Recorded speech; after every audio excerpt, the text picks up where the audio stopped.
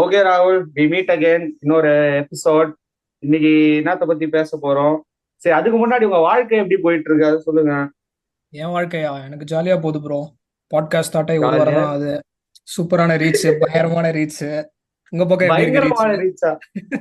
டேய், நீ தாண்டா சொல்லணும், நீ தாண்டா அட்மின். அப்ப நீங்க யாரு? இல்லடா, அப்லோட் பண்றது நீ தானே, உனக்கு தான் போகும், உனக்கு தான் இதெல்லாம் வரும். அனலிட்டிக்ஸ் அனலிட்டிக்ஸ் தான் நான் தான் ஸ்டாட்டிஸ்டிக்ஸ். பார்க்கணுமா? ஏ ஏ நல்லாதான் இருக்கு.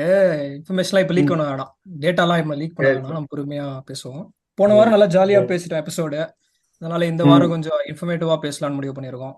ஓகே. அதுதான் இன்ஃபர்மேட்டிவா பேசுறதுனா நீயும் பேச மாட்டேன், நானும் பேச மாட்டேன். ஆமா. அதனால நம்ம ஒரு கெஸ்ட்டை உள்ள கொண்டு வரோம் ஃபர்ஸ்ட் டைம். ப்ரோ, ஒரு ஹிந்து, நடமாடும் ஹிந்து நியூஸ் பேப்பரே நம்ம கூட இருக்கா அப்படி? கரண்ட் அஃபேர்ஸ் புலி அவர்களை கொண்டு வர போறோம். The one and only the guy from IIT Bombay, Anirudh Kannan. ஆமாவா? அப்புறம் நான் போலீஸ்லாம் இல்லைங்க. ரோட்டோரமா பிச்சை எடுத்துட்டு இருக்கேன். ஐயோ, ஐயோ. அனி, சொல்லுங்க. என்ன திடீர்னு பாட்காஸ்ட்லாம் வந்து பேசுறேன் அப்படின்னு சொல்லிட்டு என்ன இன்ட்ரெஸ்ட்? ஸோ பேசிக்கா ஒன்றும் இல்லை. I thought it was a very good initiative which you guys took. ஏன்னா நம்ம ஜாலியா ட்ரிக் போகும்போது இல்ல டீ கடையில நின்று பேசும்போது பேசுறதுலாம் இட் இஸ் கெட்டிங் ரெக்கார்டட்ல. நமக்கு பின்னால வர சங்கதிகள் இதை பார்த்து தெரிஞ்சுப்பாங்க. ஸோ அது ஒண்ணு. எப்படி And நம்மளே வாழக்கூடாது? அண்ட் நம்மளும் அப்பப்போ கேட்டுக்கலாம். ஸோ ம், அதுல நம்ம ஏதாவது ஒரு பங்கு கொடுப்போம் ம், அப்படின்னு நினைக்கும் போதுதான் நீங்க வந்தீங்க. டாபிக் வந்து என்னன்னா, பேசிக்கா the war which is going on between Israel and Palestine and its effects, economic effects on the other countries, especially with regards to India. அதுதான் நானி. அதை பத்தி பேசலாம். அப்படியே we can probably segue into other topics as well. Okay, so first நம்ம பேசிக் லெவல்ல இருந்தே ஆரம்பிப்போம். சும்மா ஒரு ஹிஸ்டரி மாதிரி சொல்லலாம் பிட்வீன் பாலஸ்தீன் அண்ட் இஸ்ரேல். எங்க ஸ்டார்ட் ஆச்சு, எதனால இந்த இது மோதல்? What is it okay. About? ஏன்னா எனக்கு ஐடியாவே இல்ல. வார் இஸ் ஹேப்பனிங் எனக்கு தெரியும், ஆனா why, what's the story behind it? I have zero clue. என்ன ஆச்சுன்னா, let's go back to maybe the end of 19th century. ஸோ அப்ப என்ன ஆகுதுன்னா, இஸ்ரேல் பக்கத்துல வந்து ரெண்டு இம்பார்ட்டன்ட் லொகேஷன்ஸ் இருக்கு. ஒன்னு வந்து காசா ஸ்ட்ரிப் அப்படின்னு சொல்லுவாங்க, இன்னொன்னு வந்து வெஸ்ட் பேங்க் அப்படின்னு சொல்லுவாங்க. ஸோ வந்து இந்த ரெண்டு இடமே it is accompanying Israel's border, and at the same time also other nations, Arab nations, Egypt and UAE, சவுதிக்குலாம் நிறைய வெஸ்டர்ட் இன்ட்ரெஸ்ட் இருக்கு இந்த ஏரியால. ஸோ வந்து என்ன எதனால ஆகுதுன்னா, இன்ட்ரெஸ்ட் அங்க? எதனால அங்க இன்ட்ரெஸ்ட்? லைக் வாட்ஸ் ஆயில்னாலயா? Like what is that? Oil ஒரு ஃபேக்டர், பட் அது தவிர வந்து it is just to have a geopolitical presence and to have more geography. கெத்து காமிக்கிறதுக்கு. அப்படி வச்சுக்கலாம். ஸோ வந்து இஸ்ரேலுக்கு வந்து ஒரு ஈகோ ப்ராப்ளம்னு வச்சுக்கோங்க. When if it tries to control all these locations it can gain more power in the world Outlook. So அதான் வந்து இனிஷியல் இது. ஸோ என்ன ஆகுதுன்னா வந்து இந்த லொகேஷன்ஸ், இந்த கேசாக்கும் இந்த வெஸ்ட் பேங்க்கும் வந்து இவங்க தனித்தனியா ஆக்குபை பண்ணிருக்காங்க. இந்த இந்த ரெண்டு ஏரியா சொல்றல, இஸ் இட் an ஏரியா ஒரு city? It is basically a strip. ஒரு கோஸ்டல் ஏரியால வந்து இருக்கும். காசான்றது வந்து ஒரு ஸ்ட்ரிப் மாதிரி ரொம்ப சின்ன ஏரியா தான். வெஸ்ட் பேங்க்ன்றதும் வந்து ஒரு ஸ்ட்ரிப்னு சொல்ல முடியாது, அது கொஞ்சம் டென்ஸா இருக்கும். அது ரெண்டும் வந்து ஏரியாஸ் தான். இட் இஸ் அக்கம்பனிங் இது. ஸோ இப்போ வந்து நீ ஒரு ட்ரையாங்கிள் மாதிரி நினைச்சுக்கிட்டேன்னா, ரெண்டு ஏபெக்ஸ்ல வந்து வெஸ்ட் பேங்கையும் காசாவையும் வைக்கலாம். நடுவுல வந்து சென்டர் ஆஃப் த ட்ரையாங்கிள்ல இஸ்ரேல் இருக்கும். மிச்ச அக்கம்பனிங் கண்ட்ரீஸ் எல்லாம் பக்கத்துல இருக்கும். ஸோ என்ன ப்ராப்ளம்னா, இந்த எனக்கு இதுவே இன்னும் புரியல. இந்த ரெண்டு வந்து currently whose, like which countries owns these lands? அதுதான் ப்ராப்ளம். இங்க யாருமே ஓன் பண்ணலன்னு சொல்ல முடியாது. பாலஸ்டீன்ன்ற ஒரு இதுக்கு வந்து அட்டானமி இருக்கு காசா ஸ்ட்ரிப்ல. ஆனா வந்து என்ன ப்ராப்ளம்னா வந்து யார் இப்ப அதை கண்ட்ரோல் பண்றாங்க அப்படின்னு தான் பாக்குறோம். ஸோ வந்து யூஎஸ், அப்புறமா வந்து இந்த கல்ஃப் கண்ட்ரீஸ், முஸ்லிம் ப்ரொடாமினேட்டட் கண்ட்ரீஸ்லாம் வந்து they want to mediate the tensions between Israel and these groups, but while they have been successful in doing it, முன்னாடி எல்லாம் பண்ணலாம்னு ட்ரை பண்ணிருக்காங்க.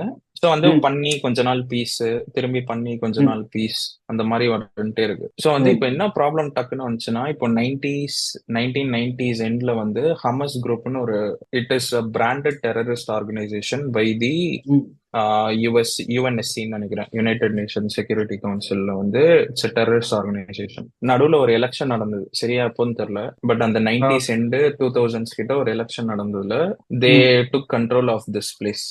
ஸோ வந்து அது வந்து நம்ம ஃபேஸ் வேல்யூல நம்ம டெரரிஸ்ட்னு சொல்லலாமான்னு எனக்கு தெரியல. பட் வந்து it is branded as a terrorist organisation. ஆனா ஓகே. வந்து அவங்க பண்ற ஆக்டிவிட்டிஸ்லாம் இட் இஸ் வெரி ப்ளீக். நம்மளுக்கு எதுவுமே பெருசாலாம் தெரியல அதை பத்தி இன்ஃபர்மேஷன். பட் வந்து ஓகே. அந்த whatever we are reading from the press and the western media we could probably say it's a terrorist organization. So okay. வந்து என்ன பண்றாங்கன்னா, ஸோ இவங்க பவருக்கு வந்ததுனால வந்து இவங்க வந்து they are trying to form a own government of themselves, and at the same time they are at constant conflicts with the Israel government. So Israel O. government வந்து நீ எப்படின்னு பார்த்தனா, we could probably more or less equate it to what is currently happening in India. So India la வந்து we are going towards a potential air quote of a pro-right kind of a government la with BJP in ஆமா, ஆமா, place. ஆமா. So அங்க வந்து it is more, you can say probably 10 times even worse. So வந்து it's very far right Israel இப்போ current government. So அவங்களோட chief வந்து Benjamin நேதன்யாஹூன்னு ஒருத்தன். அவன் வந்து இந்த மாதிரி ஆர்த்தடாக்ஸ் பார்ட்டிஸோட இது பண்ணி ப்ரோ ஆர்த்தடாக்ஸ் பார்ட்டிஸோட லிங்க் பண்ணி கவர்மெண்ட் இப்போ திரும்பி ரீசெண்டா ஃபார்ம் பண்ணான். ஸோ வந்து ஒரு இன்ட்ரெஸ்டிங் கோட் அங்க ஒரு வாட்டி ஒன்னு சொல்லியிருப்பான். ஸோ இவனுக்கு முன்னாடி இருந்தவன் வந்து என்ன சொன்னான்னா, நான் வந்து வேர்ல்ட்ல நடக்கிற ஜியோ பொலிட்டிக்ஸ்லாம் பத்தி இஸ்ரேல வச்சு ஃபோக்கஸ் பண்ணிட்டு இருந்தேன். ஆனா என் நாட்டுக்குள்ள நடக்கிறதே நான் சரியா பார்க்கல. It's a kind of a retrospective thought for all the nations to also think inwards while focusing on other geopolitical issues ன்னு பதிவு பண்ணிக்கலாம். ராணி, ஒரு டவுட் வந்து இப்போ பிஃபோர் யூ கோ ஃபார்வர்ட். இப்போ நம்மளுக்கு தெரிஞ்ச வரைக்கும் it's war basically between the two countries இல்ல, இஸ்ரேல் அண்ட் பாலஸ்தீன். கிட்டத்தட்ட ஒரு வார் அந்த மாதிரி தான் நம்மளுக்கு தெரியுது. பட் இப்போ currently ruling party is not Hamas of Palestine, கரெக்டா? ரூலிங் இல்ல, they have control over the strip மாதிரி கண்ட்ரோல்ல ரீகெயின் பண்ண ட்ரை பண்றாங்க. Ruling so they had control after the election. அவங்க கை கண்ட்ரோல் வந்துச்சு. now why is there a problem? like அவங்க என்ன தப்பு பண்ணாங்க that there's a problem conflict, right? Okay. So இப்போ என்ன ஆகுதுன்னா, இப்போ நிறைய ஆஸ்லோ அக்கார்ட்ஸ் எல்லாம் முன்னாடி யூஎஸ் கவர்மெண்ட் இன்டர்வீன் பண்ணி பீஸ்க்காக வந்து நிறைய ரூல்ஸ்லாம் இது வச்சுக்கிட்டாங்க. இந்த மாதிரி எல்லாம் பண்ணலாம், இதெல்லாம் நீங்க கடைபிடிங்க அப்படின்னு. So why is a problem arising in the first place? Be it any war, be it the Ukraine war or this one or the Yemen war, anything is when you break a rule, is when you try to go a step forward and do something else. So likewise இங்க ஏதோ ஒண்ணு நடந்தது. So அதனால வந்து இவங்க வந்து let's assume that Israel சைட்ல இருந்து வந்து இந்த வெஸ்ட் பேங்க்ல வந்து they try to make more progress. So இந்த மாதிரி வந்து வில் ஆக்குபை த டெரிட்டரி அந்த மாதிரி வந்து முன்னாடி போலாம்னு நினைக்கிறாங்க. ஸோ இன்னொரு ஒரு பிக் பேக்ரவுண்ட் என்னன்னா, Israel is more Jewish country and இந்த வெஸ்ட் பேங்க் இந்த இடத்துல எல்லாம் வந்து முஸ்லிம்ஸ் கொஞ்சம் நிறைய பேர் இருப்பாங்க. ஓகேவா? ஸோ வந்து இந்த லேண்ட் ப்ராப்ளம்ஸ் அதெல்லாம் கூட ஒன்று வந்துச்சு. ஸோ எப்படி சொன்னாங்கன்னா, இப்போ பாலஸ்தீன் இல்லாட்டி இஸ்ரேல்ஸ்ல அவங்க ஓன் பண்ணியிருந்தா கூட அந்த லேண்ட்லாம் வந்து நீ ஜூவிஷ் அத்தாரிட்டிஸ்க்கு வந்து மாத்திரு லேண்ட். ஸோ அந்த மாதிரி ஒரு kind of conflict happen. So இதெல்லாம் வந்து it started agitating and while it turned out initially to be a peaceful kind of a protest, it moved into something wherein it kind of took charge because of Hamas and it turned very violent. So Hamasக்கும் இஸ்ரேலுக்கும் என்ன பண்ணுவானுங்கன்னா, நம்ம வந்து paper எல்லாம் தூக்கி போடுவோம்ல கிளாஸ்ல, அந்த மாதிரி ஜாலியா ராக்கெட் மாத்தி மாத்தி போட்டுப்பானுங்க. அவனுங்களோட ஜாலியா அதான். பாலஸ்தீனுக்கு கவர்மெண்ட் இல்லையா? ஆர்மி கவர்மெண்ட்லாம் கிடையாதா? ஒன்னா ஆர்மி இருக்குன்னு தெரியல, எனக்கு இல்லைன்னு நினைக்கிறேன். But it is basically revolted by Hamas தான். ஸோ ஹமஸ் தான் வந்து ஃபுல்லா அவங்க தான் வந்து ஃபேஸ் ஆஃப் இதுன்னு வச்சுக்கோ இப்போ, which is unfortunate. First attack யார் ஸ்டார்ட் பண்ணது இப்போ ரெண்டு பேருக்கு நடுவுல?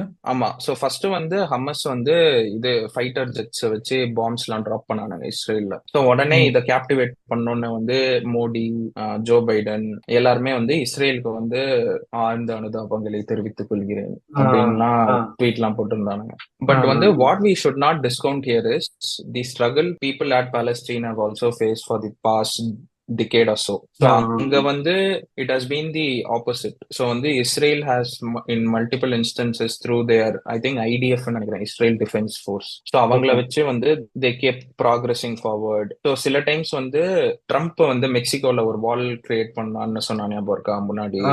So அதே மாதிரியே வந்து இவங்களும் வெஸ்ட் பேங்க்ல வந்து ஒரு வால் போடலாம் அப்படின்லாம் பண்ணாங்களா இல்லையான்னு தெரியல. So அதுக்கெல்லாம் நிறைய அப்போசிஷன்ஸ்லாம் இருந்துச்சு. So இந்த பேசிஸ்க்கு காரணமே வந்து ஃபர்ஸ்ட் வந்து ஜியாலஜிக்கல் ரிக்வயர்மெண்ட்ஸ் இருந்தாலும் there's a religion thing going which is making it more intense ன்னு சொல்லலாமா? அப்படி எக்ஸ்ட்ரீமா பிராண்ட் பண்ண முடியுமான்னு தெரியல. But with the government's intentions it probably looks like that. See, that's what I thought. Like Jews ko Muslims ko there's a வாக்குவாதம் and that's why it's like பெருசா like ஊதி ஊதி பெருசாக்குறதுன்னுவாங்கல்ல, அந்த மாதிரி நான் அதான் நினைச்சிட்டு இருந்தேன்.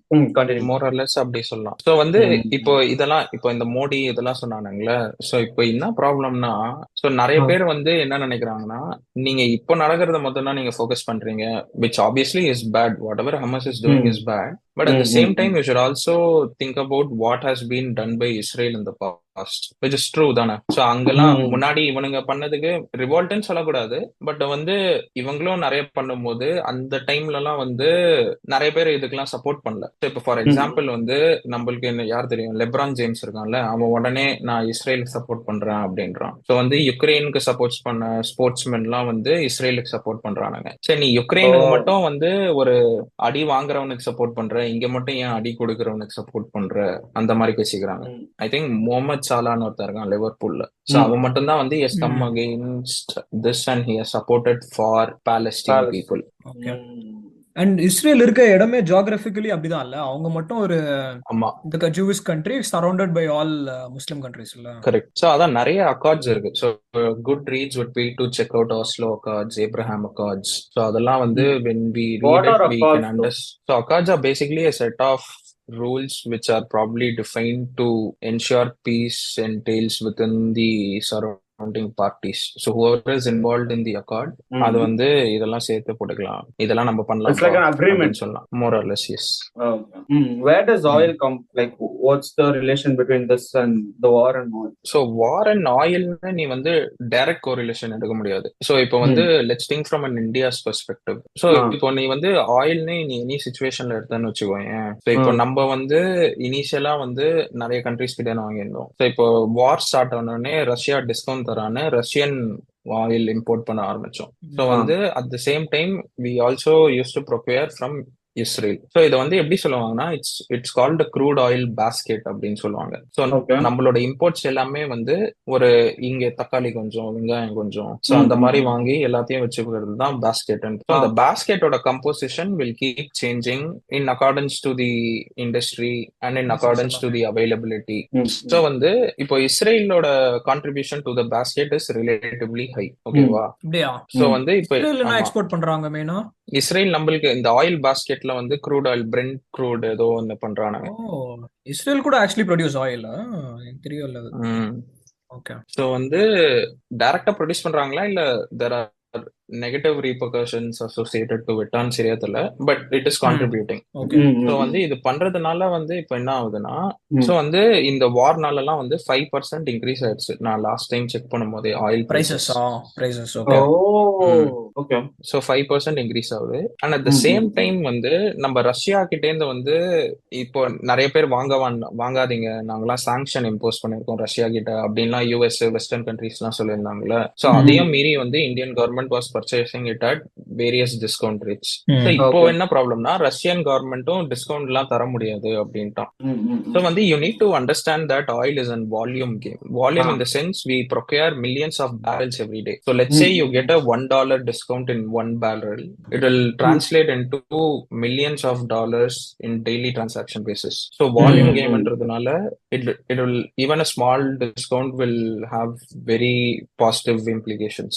So வந்து இந்த டிஸ்கவுண்ட்லாம் இல்லாததுனால and there are a lot more other things, sweet oil அந்த மாதிரிலாம் நிறைய இருக்கு. ஸோ வந்து நீ எப்படி ப்ரொக்யூர் பண்றியோ அதுக்கேற்ற மாதிரி உன் ரிஃபைனரிஸ் எல்லாம் நீ அகாமடேட் பண்ணும். So capital expenditure associated with making all these changes is also very high.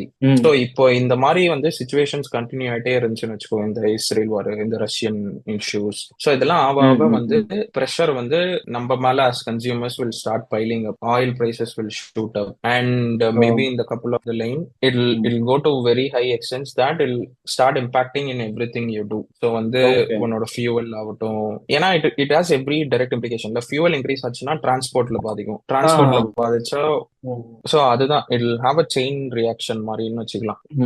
So வந்து இதான் இப்போ ஆயிலோட இம்ப்ளிகேஷன்.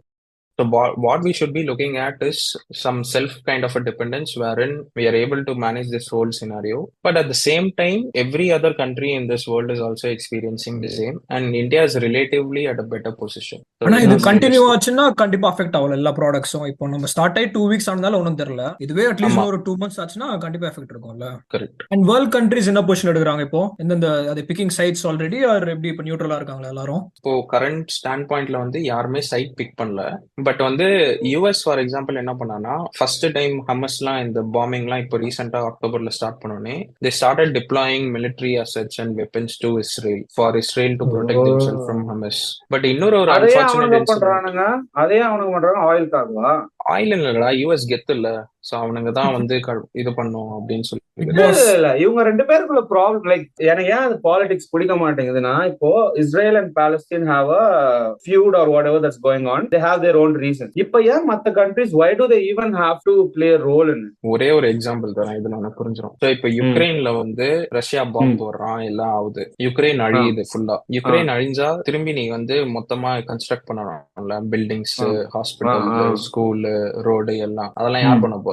யூஎஸ் தான். திரும்பி அவனே அவன் கம்பெனியை வச்சு பண்ணுவான். ஏன்? அவ்வளவுதான், இன்வெஸ்ட்மெண்ட் ப்ராஃபிட்ல முடிஞ்சு. So basically வந்து அங்க however rampant it gets, they'll always have a way out by making US companies invest in Ukraine or in this Palestine and other places, and they'll have a profit, they'll make a profit out of it. So it's a win-win அவங்களுக்கு எப்பயுமே. Guns, ammunition, I think they're the largest producer in the world, producer and exporters. எக்கச்சக்கமா பண்ணுவானுங்க. Okay. So India is now trying to.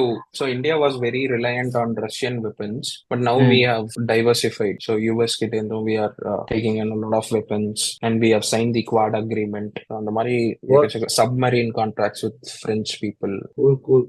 சரி okay Anirudh, இப்போ இந்த வார்னால இப்போ நம்மளுக்கு job market அதெல்லாம் அஃபெக்ட் ஆகும்ல, எல்லா கண்ட்ரீஸ்க்கும் அஃபெக்ட் ஆகும்ல கண்டிப்பா. அது எப்படி எதனால ஆகும்? So இப்போ வார்னால நம்மளுக்கு it is an indirect influence which is happening here. So வந்து வார்னால direct influence obviously it goes unfortunately to Ukraine or to Palestine or to Israel people. But நம்மளுக்கு என்ன implicationsனா, so we are heavily dependent on oil for anything, right? So whatever we touch is somehow or somewhere has an oil smug to it.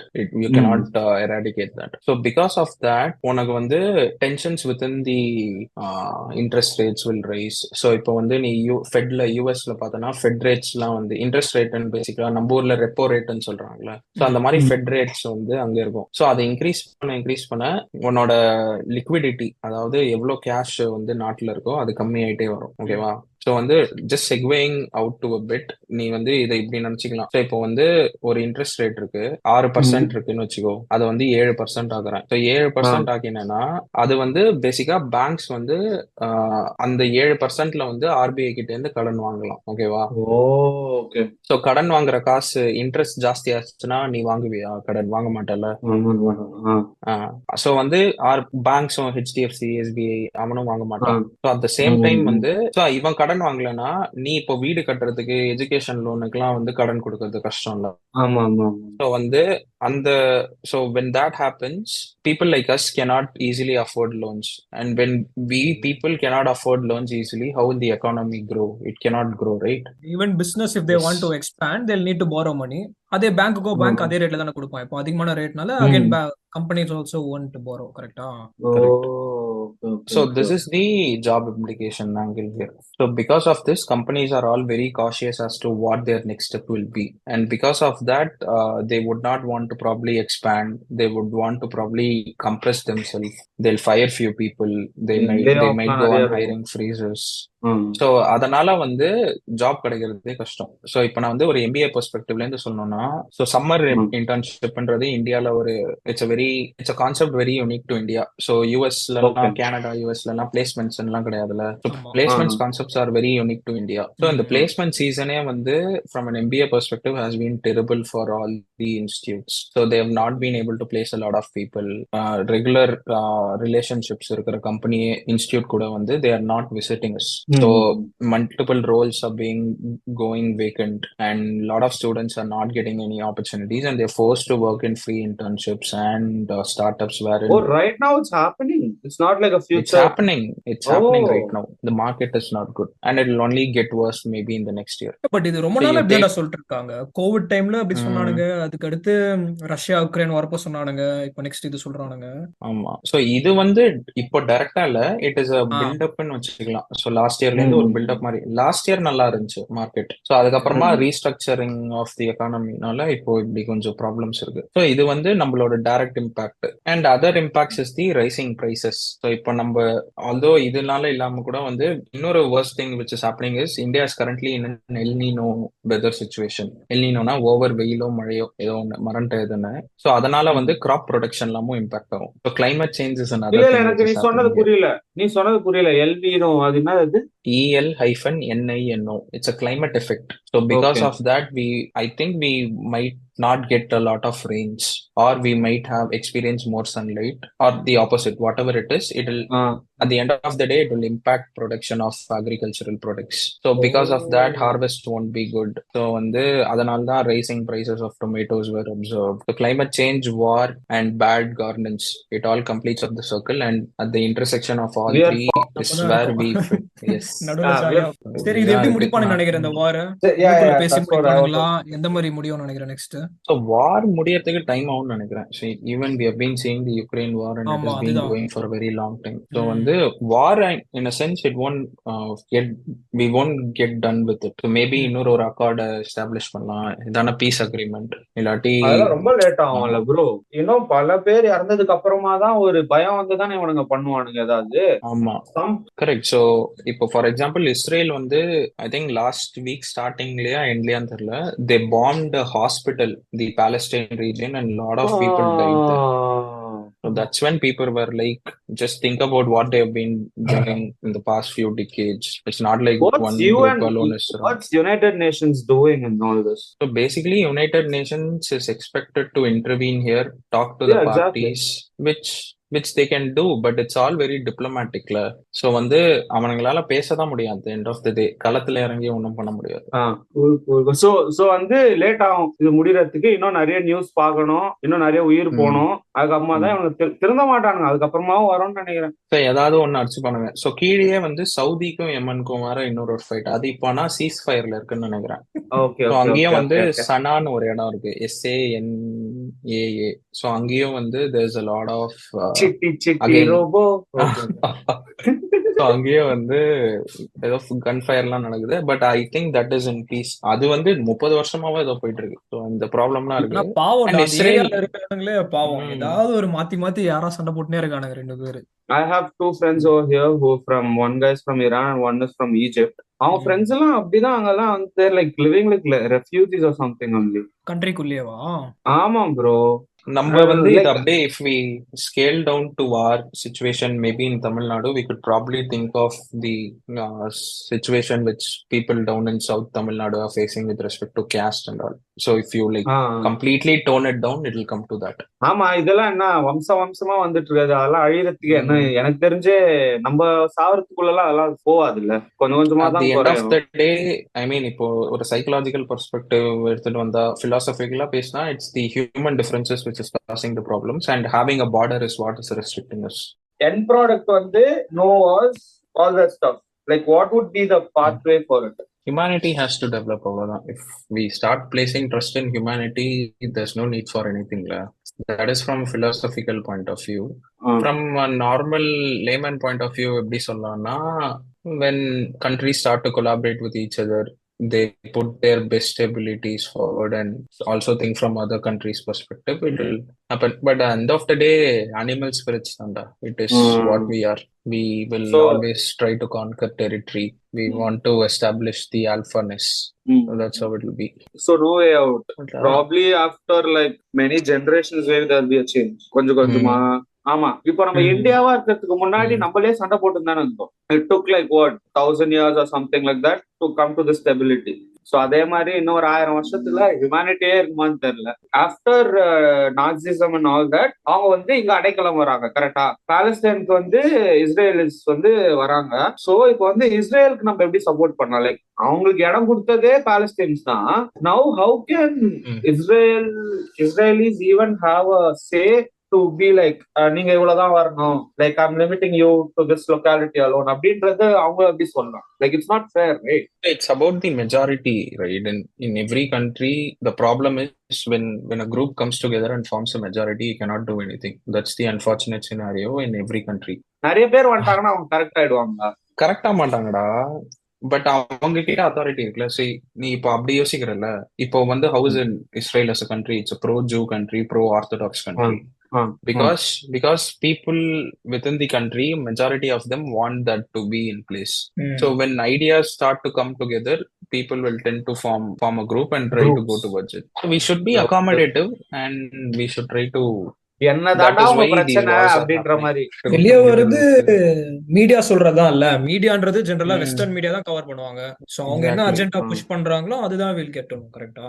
Correct. So வந்து that's the problem. I think it's very important we also talk about media. So வந்து I think all the main stream media wherever they may be in the US or in the India, they want to either support the government or rebel against the government, and they actually lose the true sense of journalism.